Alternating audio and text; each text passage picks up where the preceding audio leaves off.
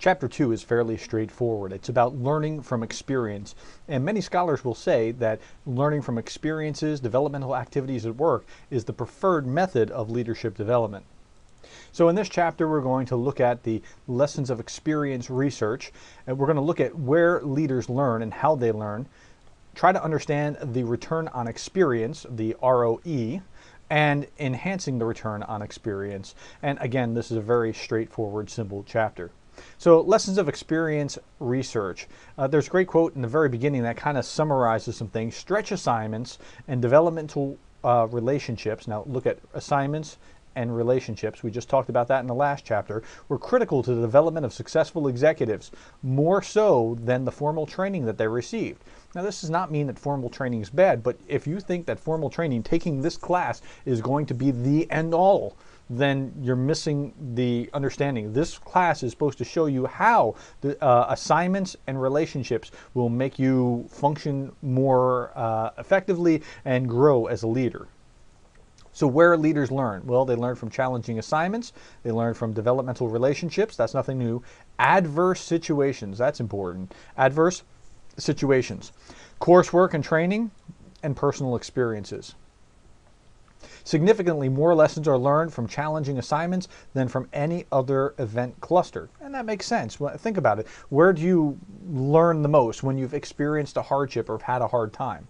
Profound insights are gained not in the moment, but after the passage of time. Stop. This is why we want you to be journaling and trying to record ideas, because over time you come to think through things. In fact, I've come to believe that if I've done anything wrong in my own development, my own personal development, working my way through my graduate program, my PhD in organizational leadership, it's that I have not spent enough time reflecting. Okay? Profound insights are gained not in the moment, but after the passage of time. Adverse situations can teach resilience and integrity in the face of events beyond one's control, compassion for others, and a more balanced approach to life.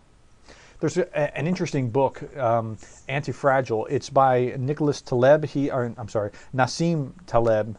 His middle name is Nicholas. Nassim Nicholas Taleb, who's the author of The Black Swan. He was famous for the Black Swan phenomenon that explained much of what happened in the economic crisis in 2008. But he has this book, a more recent book entitled Antifragile, and his basic thesis is that there are some things that when a significant shock occurs, they break, they're fragile. And then there are other things that are anti-fragile. They actually benefit from these shocks to the system. The human body is one of those systems. So for example, when you go to the gym and you lift weights, it hurts. I mean, you lift the weights and then the next day you're sore and it hurts. But as you repair, you grow. Same thing with running. You go out and you run. I once asked my track coach when I was in high school, Coach Serrano, how do I run faster? He said, run faster. Now that seemed like a silly answer to me at the time, but I understand, because the faster I run, the more I work my system. It's kind of breaking my system a little, but it's pushing me, it's growing, it's pressing the boundaries. Same too with leadership development. As you press the boundaries of what you can do, as you lift more weights or run faster, you actually are growing. You're creating greater capacity. Again, key word, capacity in this process. Return on experience. Okay, so here we're talking about three things: mastery, versatility, and transfer. Mastery is the outcome of increased ability. That is, as you become better and better at what you're doing, you become more of a master at it. We understand that. Versatility is the outcome of increased capacity. That is, that you're able to do more things. So you're not just able to do like ability is doing something narrow, and capacity is doing something broadly. And then transfer is the outcome of increased impact, that you are able to transfer that and impact that throughout the organization.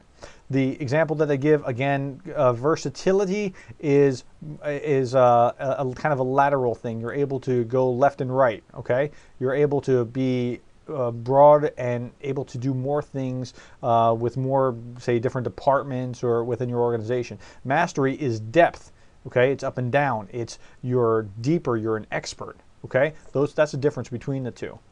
Enhancing the return on investment. From line managers to the chief executive, developmental experiences must become increasingly progressive or more complex in the service of higher levels of mastery. Okay, they're progressive or more complex. Now, the reason is you have to become more and more of an expert as a master.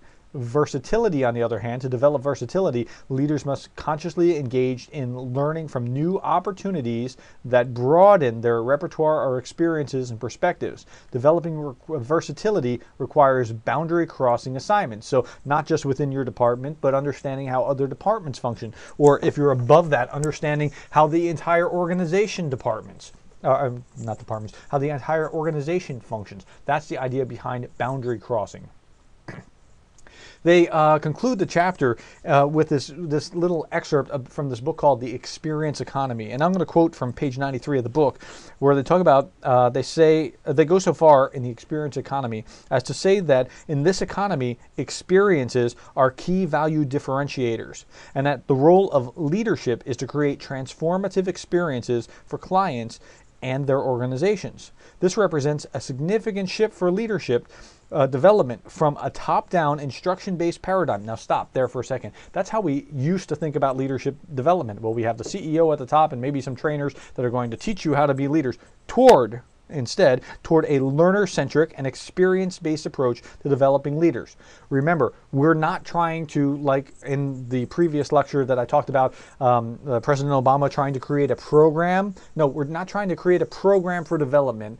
In experience, we want to create a process so that more people can get more leadership experience, so they can get more mastery and more versatility, right? And then they're able to contribute more. So the experience economy is very important. Okay, this lecture was fairly short, and I'll talk to you in the next lecture.